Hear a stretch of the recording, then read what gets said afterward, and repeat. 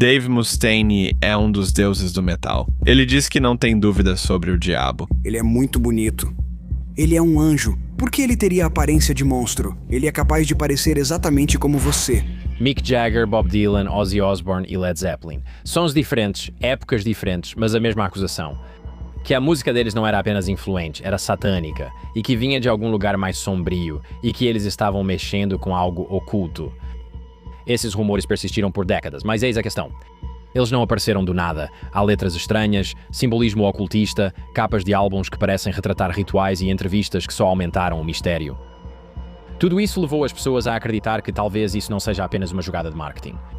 E hoje nós vamos analisar tudo isso. As histórias, os mitos, as lendas e a verdade por trás da chamada música do diabo. Então sente-se, relaxe e seja bem-vindo ao King.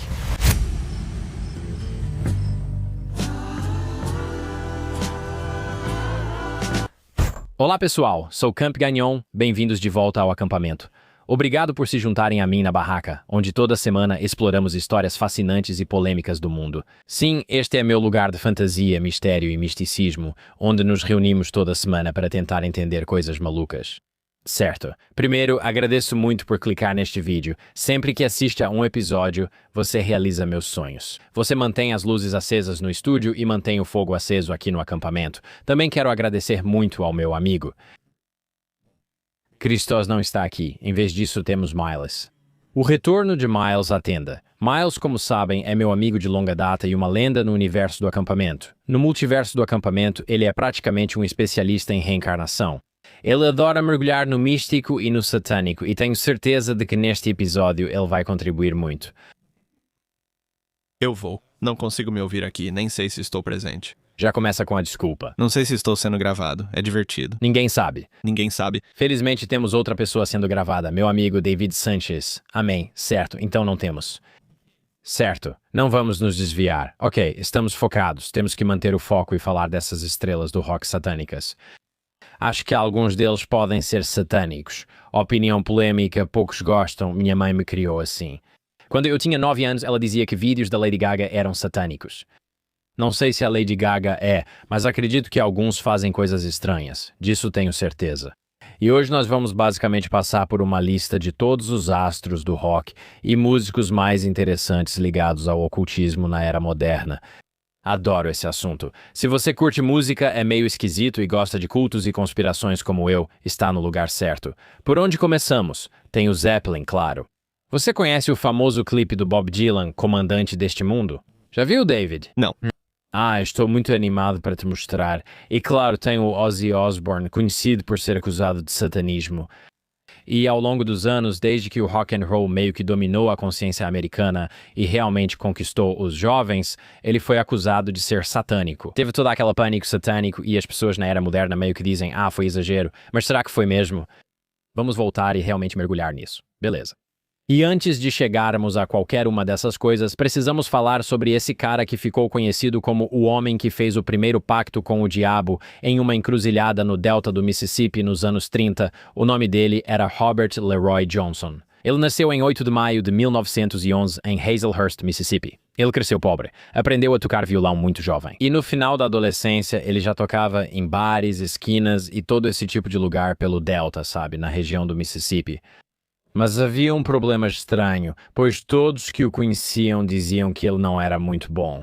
E é aqui que a lenda começa. A história diz que Johnson sumiu por um tempo, tipo 1 ano, algo assim, e então ele voltou. E quando voltou, ele estava transformado. O jeito que ele tocava guitarra era de outro mundo, como as pessoas diziam. A voz dele tinha uma qualidade assombrada, como as pessoas descreviam, e as músicas que ele compôs eram diferentes de tudo já ouvido antes. Por exemplo, músicas como Crossroad Blues, Hellbound on My Trail e The Devil Blues. E todos os outros músicos queriam saber como ele ficou tão bom tão rápido. Tipo, não estamos falando só de, ele melhorou bastante. É como se ele tivesse se tornado um músico fundamentalmente diferente em apenas 1 ano. Isso é uma lenda. Segundo a lenda, a resposta de Johnson era simples. Ele diz que foi até a encruzilhada à meia-noite e encontrou o diabo. Ele sentou, ergueu o violão ao céu e disse, diabo, se me ouvir, quero fazer um pacto. Ele disse que trocou sua alma para tocar violão como ninguém na terra, desejando tocar como um deus. Robert Johnson talvez não tenha vendido sua alma para o diabo. Afinal, não é assim que se adquire habilidade no violão. Estudiosos acreditam que Johnson estudou intensamente com Ike Zimmerman enquanto esteve afastado, o que explicaria sua rápida melhora sem intervenção sobrenatural. Mas é claro, a história pegou e acabou se tornando o mito fundamental sobre o qual todo o mundo do satanismo no rock and roll seria construído depois. Mas há algo que frequentemente fica de fora da história da encruzilhada de Robert Johnson. Essa ideia de uma encruzilhada cheia de espíritos e de fazer pactos existe muito antes de Robert Johnson. Nas tradições da África Ocidental e do Voodoo, as encruzilhadas são espaços liminares entre mundos onde humanos podem barganhar com seres poderosos. E sim, é Voodoo, não Voodoo. E quando os americanos basicamente chamaram o blues de música do diabo, eles estavam reagindo não só às letras, mas também a tradições espirituais negras mais antigas enraizadas no sul. E eles estavam interpretando isso através da lente do cristianismo deles, que você sabe, claro, alimentava muito medo e estigmatização. O diabo na encruzilhada nem necessariamente se referia ao Satanás que eles conheciam. Era algo mais antigo, algo de uma cosmologia diferente, por assim dizer. Johnson gravou apenas 29 músicas antes de sua morte em 1938, aos 27 anos, 27.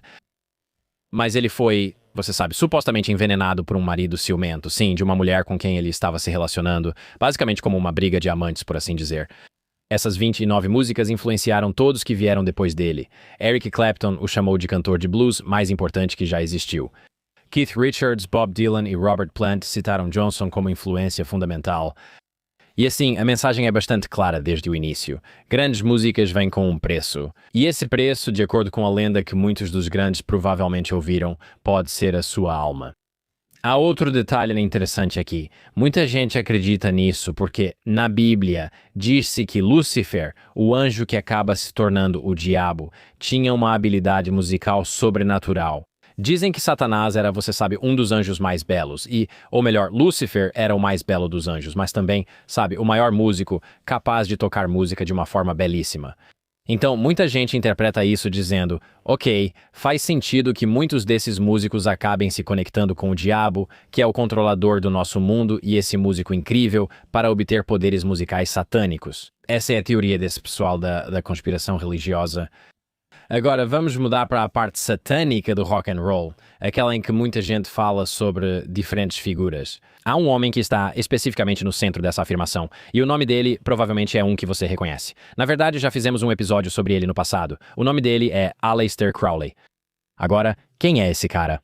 Edward Alexander Crowley nasceu em 1875 em Leamington Spa, na Inglaterra, em uma família bastante rica. Eles eram membros dos Irmãos de Plymouth, uma seita cristã fundamentalista, e desde cedo ele rejeitou a fé deles. E, na casa dos 20 anos, ele já estava profundamente envolvido com o ocultismo, magia cerimonial e a ordem hermética da Aurora Dourada. Quero dizer, ele realmente praticava magia. Não é tipo, será que ele fazia? Não, ele fazia mesmo. Ele se autodenominava o homem mais perverso do mundo. Na verdade, ele estava até na capa do Sgt. Pepper, um dos álbuns dos Beatles. Em 1904, Crowley escreveu um livro chamado O Livro da Lei. Ele disse ter recebido o livro por um ditado sobrenatural, tornando-se a base da nova religião Telema.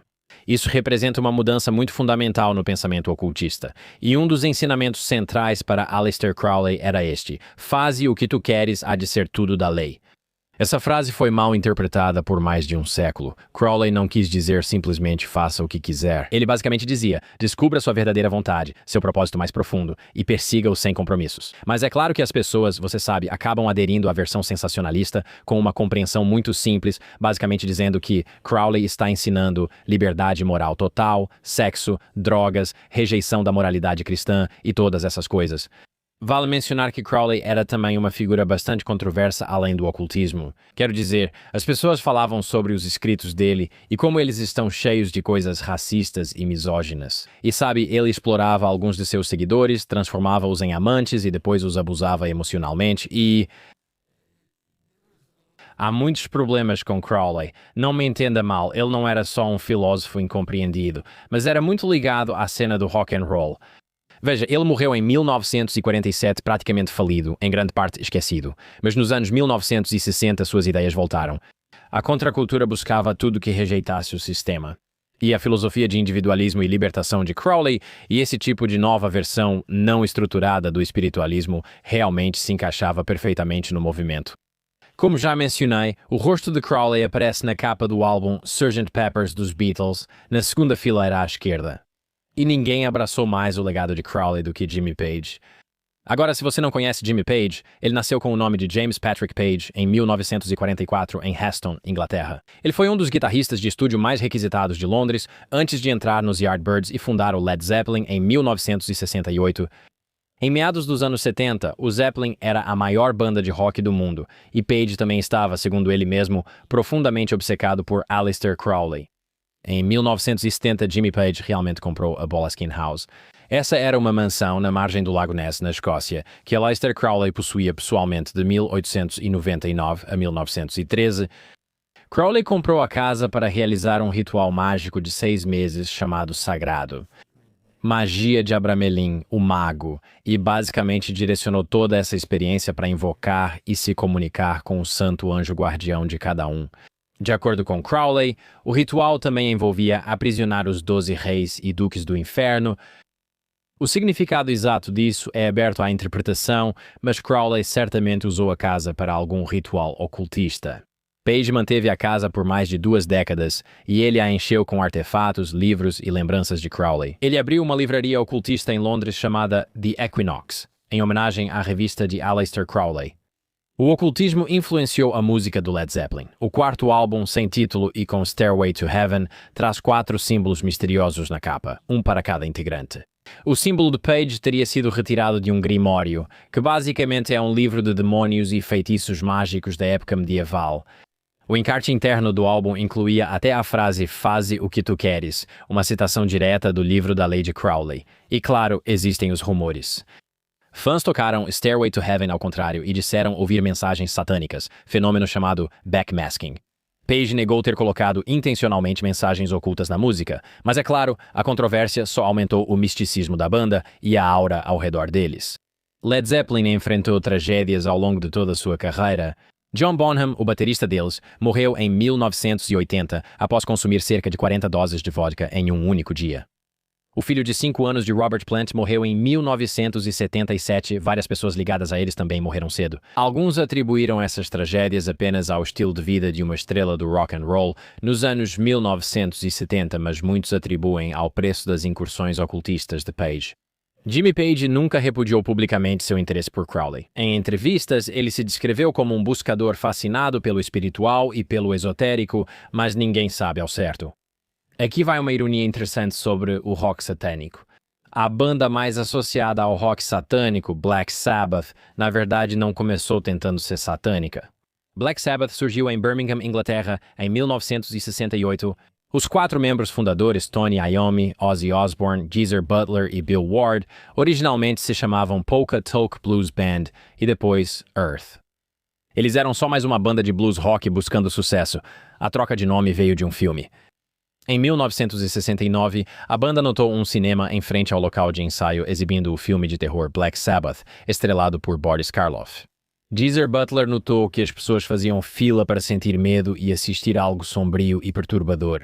Conforme relatos, ele olhou e disse: "Não é estranho as pessoas pagarem para sentir medo?"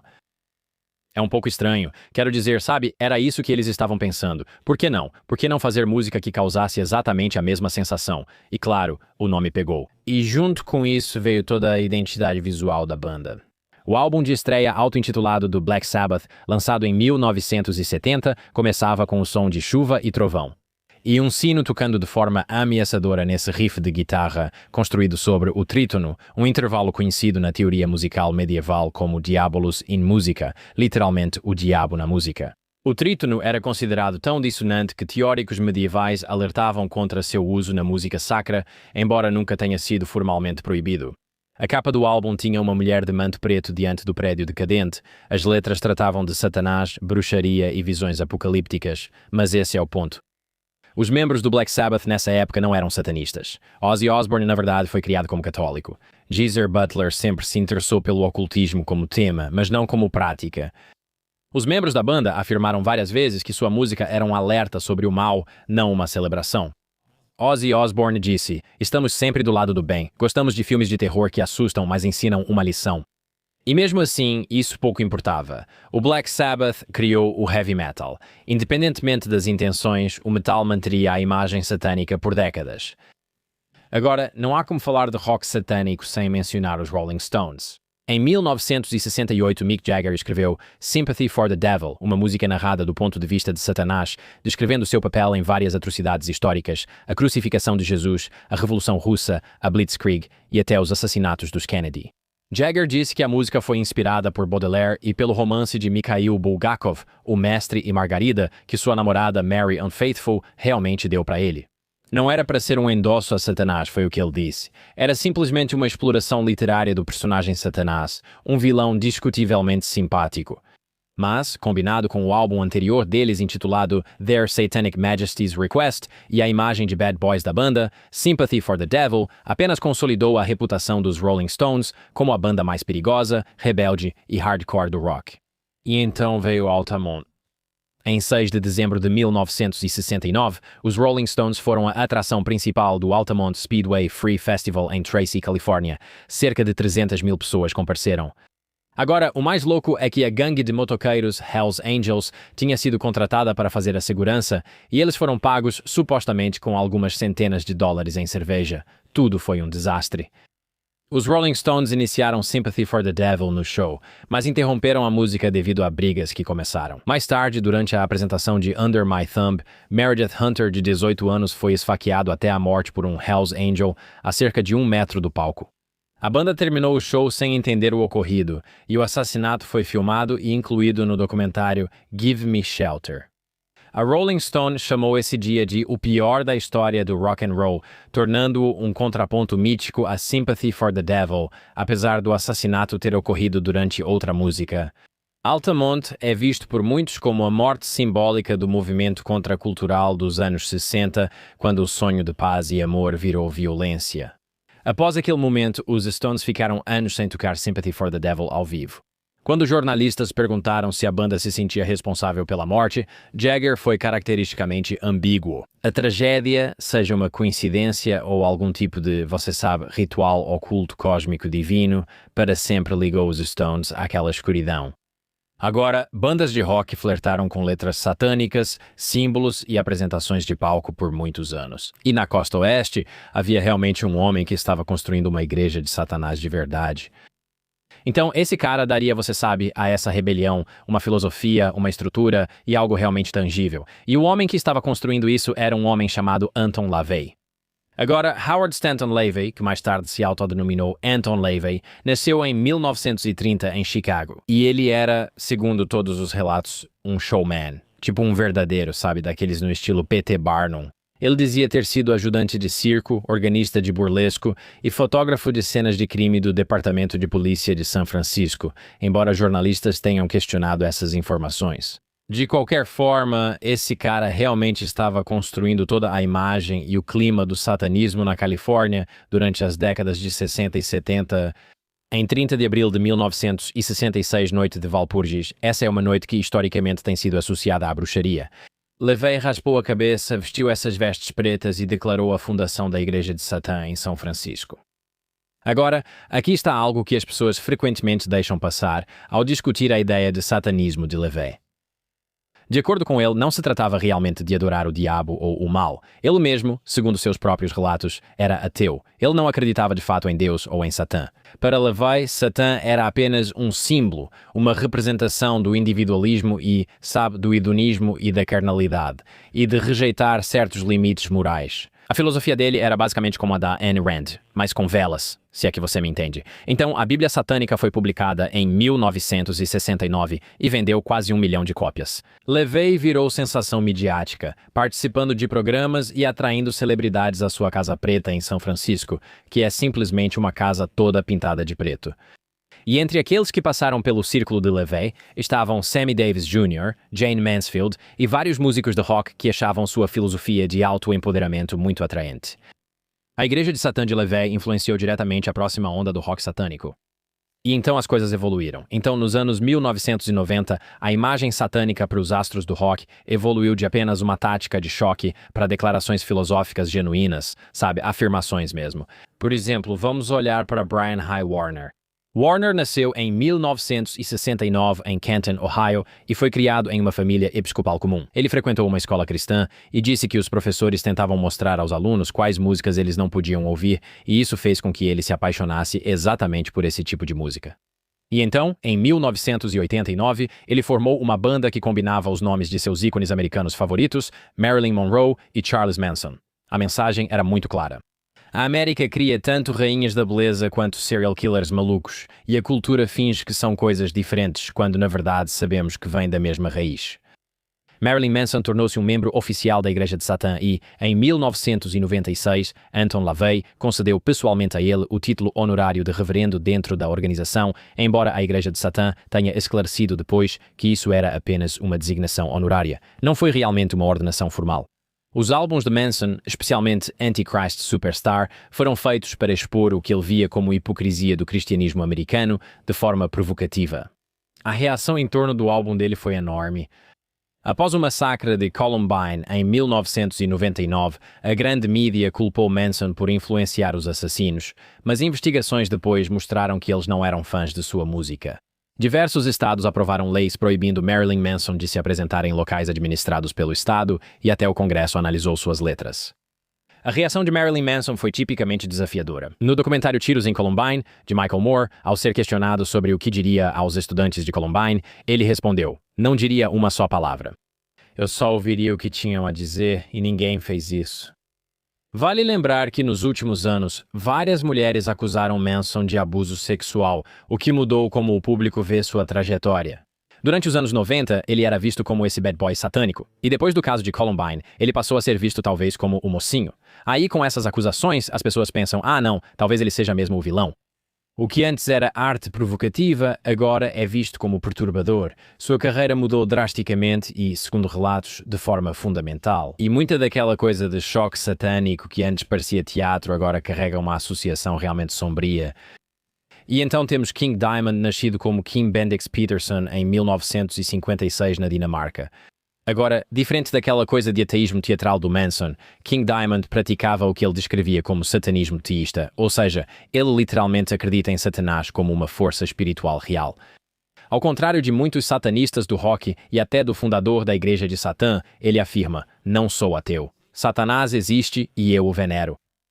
Então, a música do King Diamond com Merciful Fate e sua banda solo explora temas de horror, narrativas demoníacas e imagens ocultistas. A pintura facial dele, um crânio desenhado em preto e branco, se tornou um símbolo icônico no heavy metal. E ele é citado como influência pelo Metallica, Slayer e inúmeras outras bandas de metal. E então existem os grupos de música satânica que realmente tentaram viver isso de verdade. Nos anos 90, na Noruega, um pequeno grupo de músicos de black metal achou que a imagem satânica não bastava. Eles queriam o ritual, a ação real, a fonte de tudo. Membros de bandas como Mayhem e Burzum foram associados a incêndios em igrejas históricas de madeira por toda a Escandinávia. O vocalista do Mayhem, Dead, cometeu suicídio em 1991 para constar, esse era seu nome. O guitarrista deles, Euronymous, foi assassinado por Varg Vikernes, do Burzum, em 1993, e então Vikernes foi condenado por assassinato e incêndio criminoso, cumprindo 15 anos de prisão. Quero dizer, é uma saga maluca. Tem até um documentário sobre isso. Você pode conferir. Mas a cena do black metal norueguês virou assunto de notícias internacionais e as pessoas passaram a dizer, olha só isso, esse é o verdadeiro pânico satânico sobre o qual todo mundo dizia que éramos loucos. Isso é a prova de que música satânica leva à violência de verdade. Mas aqui está o que realmente importa. Esses eventos são, muito raros. Isso é um círculo minúsculo de extremistas. E para a grande maioria dos fãs e músicos de metal, Satanás no rock continuou sendo o que sempre foi. Teatro, metáfora e filosofia. Os incendiários de igrejas noruegueses não eram o resultado lógico do rock satânico, segundo os defensores. Eram a exceção que confirmava a regra. Este evento mostrou algo importante. A linha entre persona artística e ideologias pode se confundir, e isso complica tudo rapidamente. E é uma distinção que talvez valha a pena investigar. Então, por que o rock and roll ficou tão obcecado pelo satânico? Bem, há razões que valem explorar. Primeiro, rebeldia. O rock surge como música para jovens e adolescentes rejeitando seus pais e seus valores. E o que é mais rebelde do que o símbolo máximo da rebeldia cósmica? Quero dizer, o próprio Satã é o primeiro rebelde. Quero dizer, na teologia cristã, literalmente, Satã é um anjo que disse não a Deus. Então, para os jovens que estavam revoltados com a autoridade, esse era o ícone supremo. Outro motivo é o apelo do choque, certo? De Alice Cooper a Kiss e Slipknot, o público quer ser chocado. E para conquistar uma plateia, você precisa chocar as pessoas. Isso provou ser muito eficaz diversas vezes. Imagens satânicas garantem provocar uma reação forte, seja de pessoas que adoram e acham super transgressor e contra a cultura dominante, ou de críticos e grupos religiosos nos Estados Unidos que odeiam e acham isso blasfemo. De qualquer forma, as pessoas estão recebendo atenção. Além disso, havia a expressão artística. Muitos músicos achavam os temas satânicos genuinamente interessantes.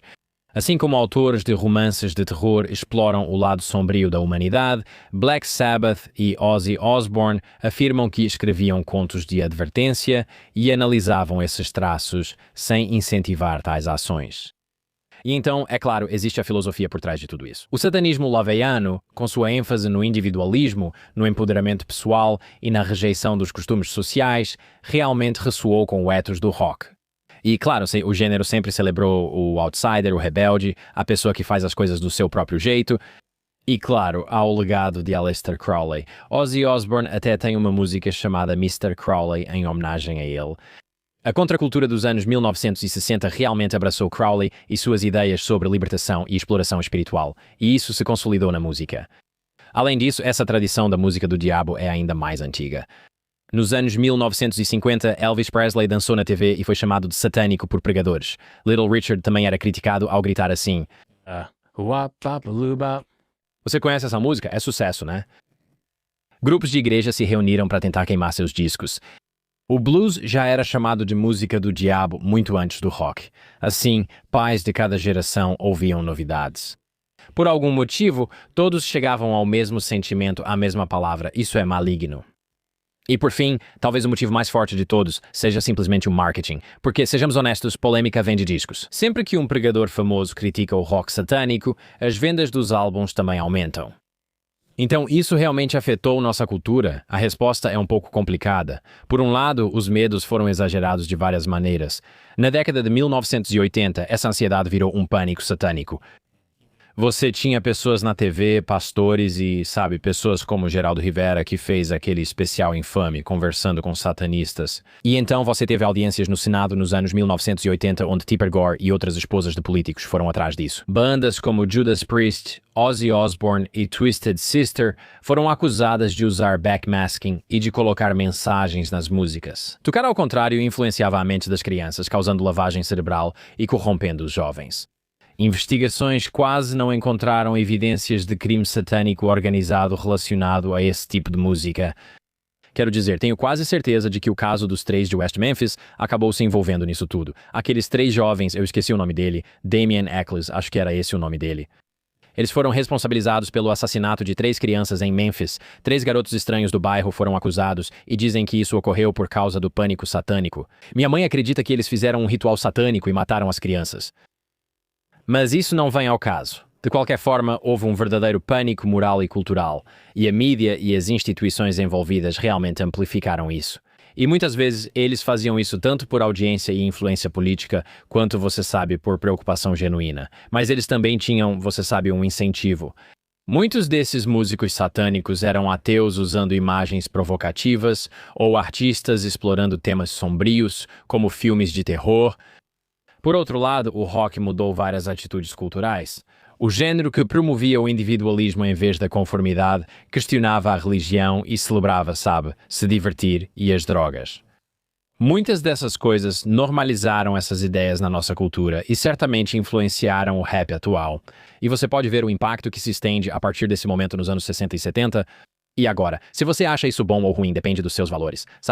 Se você estava seguindo a galera do Grateful Dead e tomando ácido com seus amigos, provavelmente você diria, isso aqui é irado demais. Se você fosse um pastor de 50 anos em 1960, provavelmente pensaria que isso era coisa do demônio. Hoje, há bandas como Ghost, grupo sueco cujos membros se vestem de clérigos satânicos e tocam músicas como Year Zero. Eles fazem turnês em arenas. O vocalista Tobias Ford já descreveu a imagem satânica da banda, mais uma vez, como teatral e filosófica, mais do que religiosa. Eles ganharam o Grammy de melhor performance de metal em 2016. E então, é claro, essa ideologia transgressora se tornou mainstream. E o que antes chocava uma geração de pais agora é apenas uma escolha estética normalizada. E aí você tem, é claro, o evento de Altamont, aquele momento em 1969 em que alguém foi esfaqueado em um show dos Stones. Depois, queimas de igrejas na Noruega por satanismo e Ozzy Osbourne mordendo a cabeça de um morcego. Esses momentos existem no imaginário das pessoas, onde elas pensam que talvez haja algo realmente mais sombrio acontecendo aqui. Mas é claro, já houve violência em grandes shows por anos que não tem nem remotamente ligação com o satanismo. No fim, os dados não mostram ligação perceptível entre rock and roll, nem o satanismo no gênero e violência. E aí, pessoal? Então, o que podemos tirar disso? Quero dizer, toda geração tem o seu mal, tem a sua versão de música do diabo, certo? Pais dos anos 1950 achavam que Elvis e seu rebolado eram satânicos. Pais dos anos 60 achavam que os Beatles corrompiam a juventude. Pais dos anos 80 temiam que o heavy metal transformasse seus filhos em adoradores do diabo e que o Slayer os tornasse sacerdotes satânicos. A música sempre sobrevive enquanto o pânico passa. As crianças geralmente ficam normais e os esquisitos provavelmente já seriam assim. Depois, os filhos encontraram novas formas de chocar os pais. E o ciclo seguiu. Robert Johnson provavelmente não vendeu sua alma na encruzilhada. Talvez tenha vendido. Quer dizer, eu não sei. Mas ele criou algo que sobreviveu a ele. Ele inspirou um gênero musical que falou com milhões e milhões de pessoas. E esse gênero evoluiu e mudou. Acho que o rock and roll nunca foi realmente sobre Satanás. Claro, podem existir adoradores de Satanás no rock, mas o género trata de liberdade, rebeldia e desafiar a autoridade. Então, o diabo é apenas uma imagem conveniente, é um ícone útil. É essa representação da rebeldia, e talvez eles estejam inadvertidamente adorando o diabo sem querer. Mas pelo menos eu acredito nesses músicos e nessas bandas de rock and roll quando eles dizem: olha, a gente só está tentando fazer música, sabe?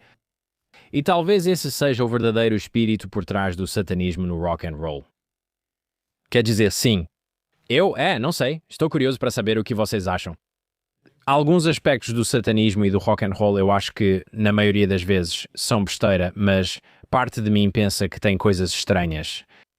Eu acho que é. Tudo besteira, de verdade. Na maioria besteira. Mas quando você é criança é tão divertido. É.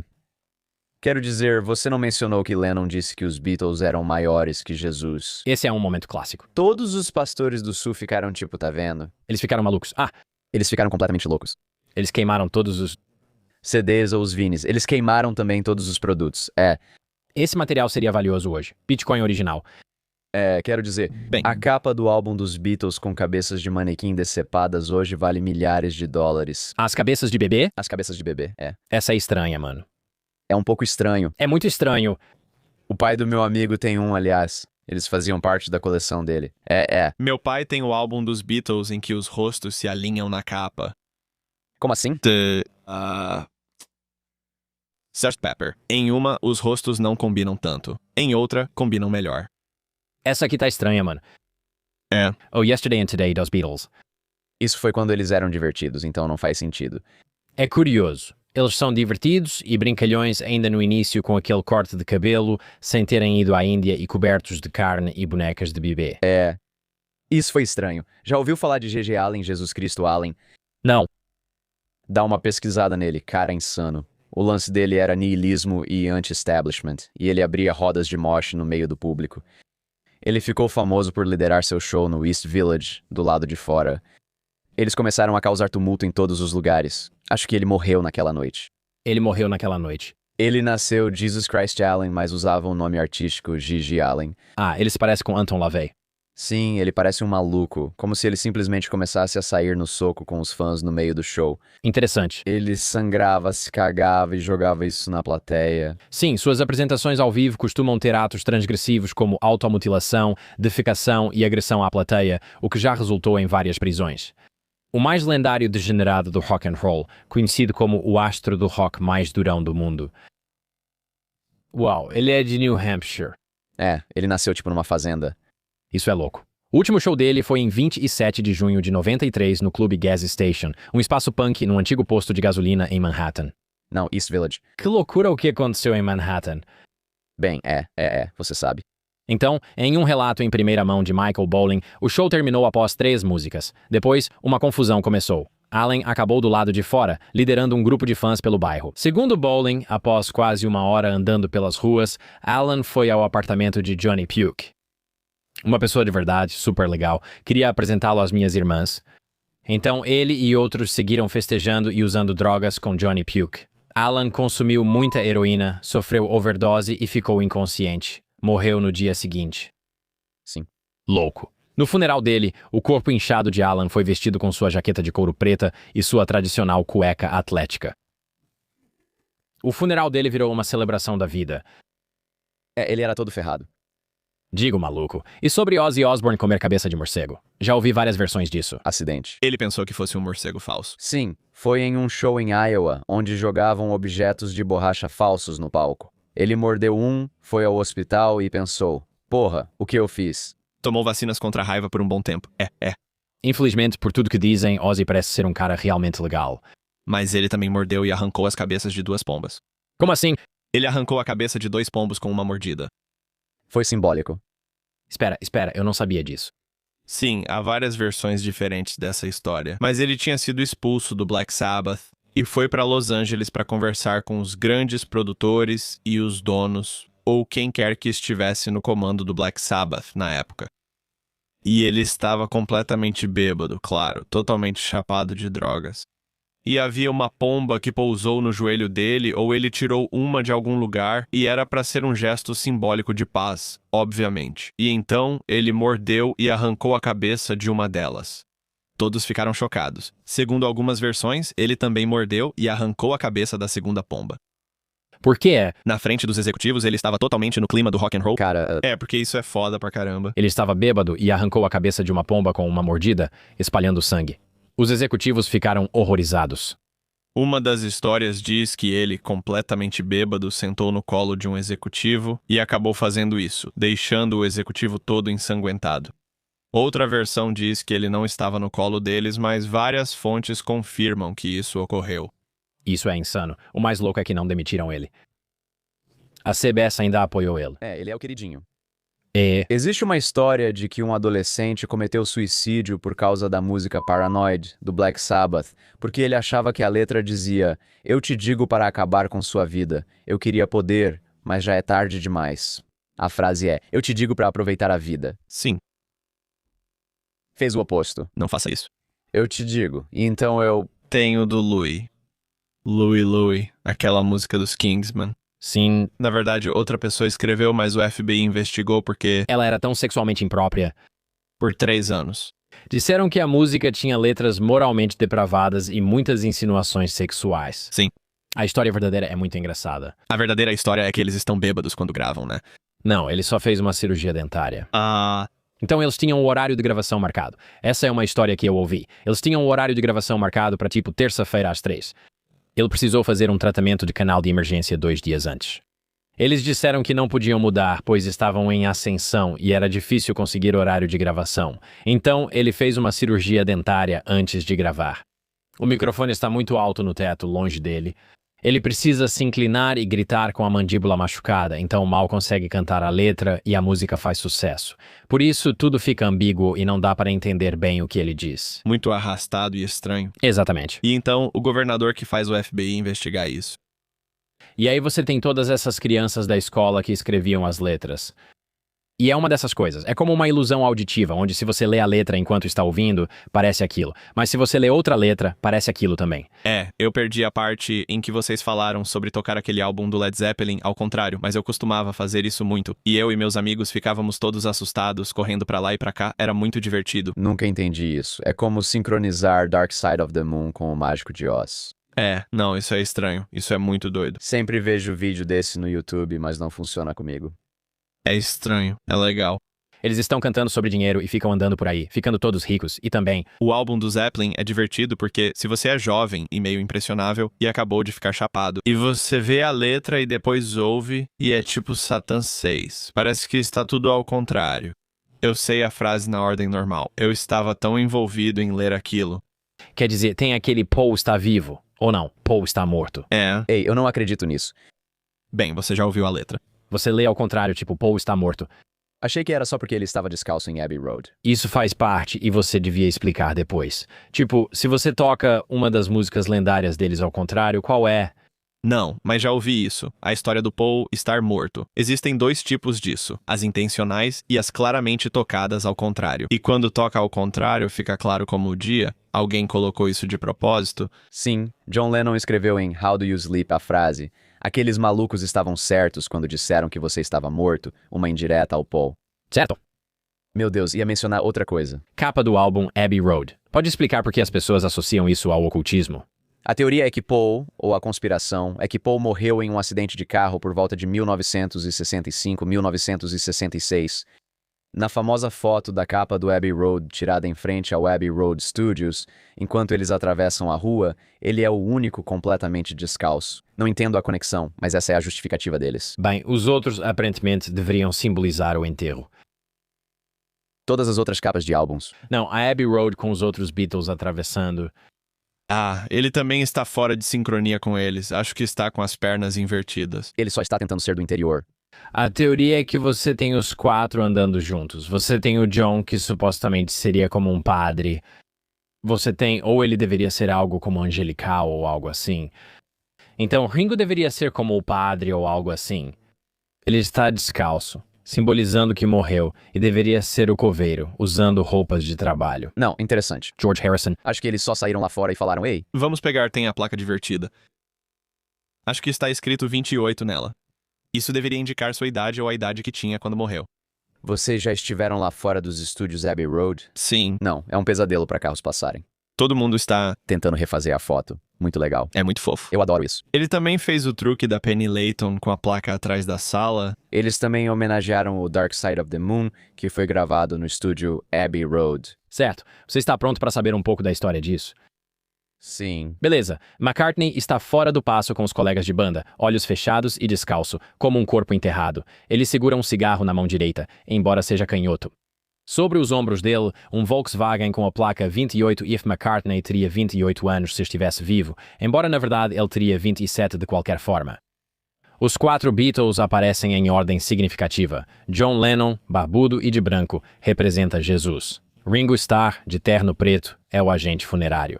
George Harrison parece um coveiro com calça jeans e camisa de brim. McCartney sempre descartou essas pistas. Ele diz, nós só estávamos usando roupas normais, cara. Não faça isso. Estava descalço porque fazia calor. Você está fazendo sotaque escocês. Você está fazendo tipo um sotaque escocês moderno. O Volkswagen. Ah, faz você. Bem, você sabe, é tudo na brincadeira, sabe? A gente estava lá dentro e estamos tentando tirar uma foto aqui fora. Está bem legal, infelizmente. E quanto ao Dennis Wilson e Bob Dylan? Não, Dennis Wilson e Charles Manson. Ah, claro. Esse é um caso enorme. É porque isso aí é satanismo de verdade. É meio que satanismo. Tipo, Dennis Wilson é bem próximo de Charles Manson. Mas isso é tipo... This is like...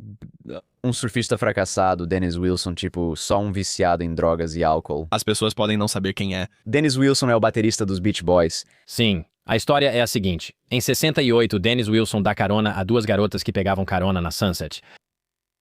As duas garotas faziam parte da família Manson, literalmente um culto que existia no sul da Califórnia na época.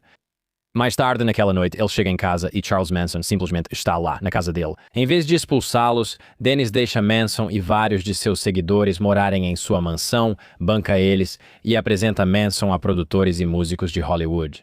Dennis apresenta Charles Manson a Terry Melcher, filho de Doris Day, Nossa. e ele gravou algumas músicas de Manson. Sim, sim, sim. Uma delas, Cease to Exist, foi retrabalhada e virou música dos Beach Boys. Never Learn Not to Love. Isso está em Surf's Up? Eu não sei. O mais louco é que Manson nunca recebe os créditos, então fica furioso. E Manson começa a enlouquecer. Eles meio que começam a se afastar dele, todas essas coisas. E então Melcher, o agente, nunca assina com Charles Manson. É. Então Charles Manson, parte da raiva dele é que ele quer matar a Terry Melcher e basicamente destruir todo mundo da cena de Hollywood que não o aceitou. Ah. Então o que ele faz? Ele manda pessoas para a casa de Melcher para matá-los. E então ele manda os capangas dele. E isso se torna os infames assassinatos de Tate. Putz. Porque Sharon Tate estava na casa onde Melcher costumava morar. Já viu Era Uma Vez em Hollywood? Miles? Sim. Ok. Eu me pergunto se há paralelos com o personagem do Brad Pitt dando carona pra personagem da Margaret Qualley. Ele realmente lembra Dennis Wilson no filme. Provavelmente. Quero dizer, é algo infame, mas poucos percebem que Charles Manson matou Sharon Tate grávida e todos na casa porque, na verdade, queria matar Melcher, não Sharon Tate. E aí beleza, tem os Beatles, Helter Skelter, Charles Manson. Mas isso é. Ele pegou deles, sei lá. Exatamente. Essa é uma conexão que vale a pena comentar. Basicamente, os Beatles tinham uma música chamada Helter Skelter. E aí o Manson falou, vamos ter o nosso dia de Helter Skelter, que seria o dia de um acerto de contas racial. Onde os brancos teriam tipo um bugalu. Também no álbum branco. Isso aí, É a música mais insana dos Beatles, tipo a única música punk que eles já fizeram. é muito boa. Mas é um baita sucesso. Eu acho que os verdadeiros astros do rock ligados ao satanismo nem são tão famosos assim. Tipo, tem astros do rock, tem bandas que tem pentagramas nos logos e coisas assim. Mas mesmo assim, provavelmente é só pra causar impacto e choque. O rock é naturalmente anti-establishment e contra formalidades, por isso acaba se misturando com satanismo e afins. É isso. Enfim, pessoal, o que vocês acham? Deixem um comentário aí. Eu leio todos. Seria legal. Beleza? Não precisa ser maldoso. YouTube, Spotify, tanto faz. Você está dizendo isso porque Miles voltou? Sim, os comentários vão ser tipo, dane-se o Miles. Já sinto isso. Tudo bem. O quê? Eu mudei. Redobremos a aposta. Funk David e Miles, quero saber o que acham. Existem mesmo astros do rock satânicos? Pedi algo. Não me entendam mal, sou um pouco cético. E os Sex Pistols? Tipo, Eu não sei. eles são satânicos ou são só uns esquisitões da contracultura? Eles são da contracultura, desculpa. Mas manda aí, se a gente esqueceu de algum, se tem algum trecho ou momento específico que a gente deixou passar, por favor me avisa. Quero dar uma olhada. Teremos um episódio de acompanhamento. Se aprendeu algo, deixe um comentário. Quero saber sua opinião. Existem músicos satânicos que usam a música para programar a juventude? Aliás, tenho uma ótima notícia. Se você gosta de mergulhos profundos em religiões e mais coisas sobre satanismo e demônios, nós temos o acampamento religioso. Além disso, se você gosta de coisas de história, como explorar a história da música, mas também história antiga, nós temos o acampamento de história. Se você curte relaxar na barraca com a gente, falando de conspirações e bizarrices, o acampamento Gagnon rola toda semana. Às vezes sou só eu com a galera. Às vezes são análises profundas com especialistas de verdade que sabem do que estão falando. E também, ótima notícia, nós temos um Patreon. Esse é o lugar onde a gente se reúne. Essa é a lareira. Sabe o que eu quero dizer? A fogueira onde as pessoas realmente se sentam ao redor. A gente compartilha histórias. A gente conversa. A gente se ajuda. Você receberá conteúdo extra mensalmente e participará de chamadas no Zoom para conversar de forma descontraída. E episódios que nunca vão ser disponibilizados ao público. E você pode ter acesso a isso por apenas o preço de um café. Você vai receber horas e horas de conteúdo que provavelmente nem vai conseguir acompanhar tudo. Confira em patreon.com/campgagnon. Obrigado por apoiarem o programa e realizarem meus sonhos. Até a próxima. Valeu. Valeu.